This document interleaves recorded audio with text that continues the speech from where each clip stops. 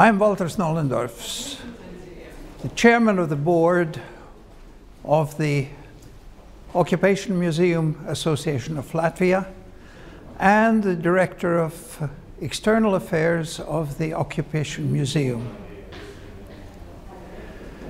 On the 14th of June this year, we commemorate the 70th anniversary of the first mass deportations from Latvia, Estonia, and Lithuania to distant parts of the Soviet Union. A crime against humanity, as it is defined in today's terms. Let me begin with a personal remembrance. I was 10 years old on 14th of June, 1941. It was a gray morning. We lived 40 kilometers outside the center of Riga in a country place near the highway to Pskov, which is a main highway northeast of Riga. My parents asked me to go to the store, and I took the bicycle, rode out to the highway, and saw that there were several trucks with people in them, and with persons in blue caps standing on the running boards.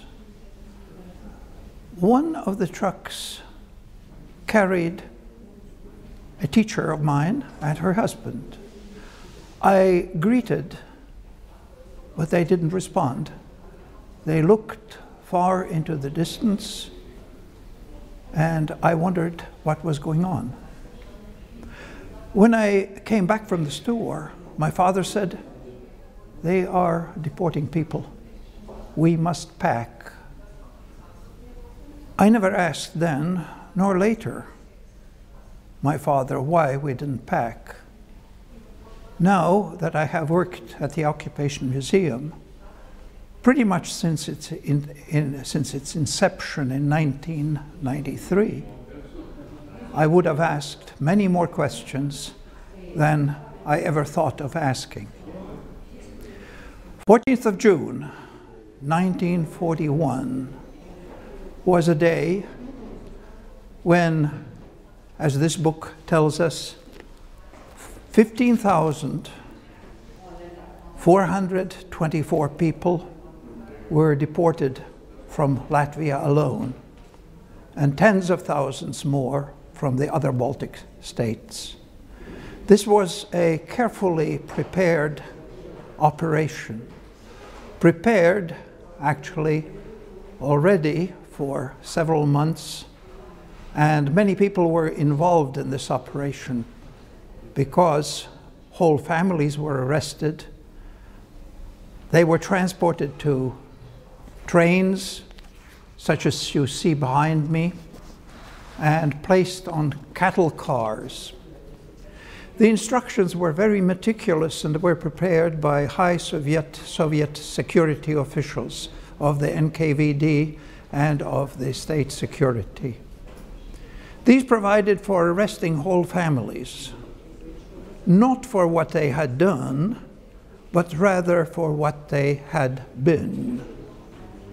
This was Article 58 of Soviet Russian Criminal Code, counter-revolutionary crimes, which could be applied retroactively to what had happened in independent Latvia and even before independent Latvia. People who were selected in this action were actually elites of independent Latvia. They were military persons who had been in Latvian army, who had served even in the Tsarist army. They were police officers, home guard. They were government officials. They were ministers. They were cultural elites. They were economic elites. And certainly people who were selected for their service to independent Latvia. It is significant that some of the accusations, some of the charges, actually were written down from Latvian who's who or from personal files, not for what you had done against the Soviet regime, for what you had been before. It was a deliberate act of annihilating Latvian elites and thus in effect decapitating the country's society. Similar to these actions were the actions taken already before in occupied eastern Polish regions. The officers at Katyn were also murdered, not only for having been officers, reserve officers, but having belonged to the Polish elites. This was a deliberate act of denying Latvian people their best members of society. The instructions are insidious. They provide for arresting, taking the families together, allowing them time to pack. They also instruct the arresting people to not to tell that the families will be separated, that the men will be sent to gulag camps and tried, and that the families as accessories of enemies of the people would be sent to distant parts of Siberia, areas of Krasnoyarsk, Novosibirsk, and others. The instructions read, indeed, not like a human, but an inhuman action. The instructions read about loading people, like loading cattle, and unloading. Instructions about care or lack of care on the way and at the end station. This inhuman action by the Soviet authorities was only one side of it. The other side that is sometimes forgotten is the side of involving the population of Latvia, people of Latvia, in arresting, deporting not only people in their neighborhood, but sometimes even their next of kin. Turning people against people, co-opting people in what even then must have seemed like a crime against neighbors, against country people, and against humanity. I will allow myself another personal observation.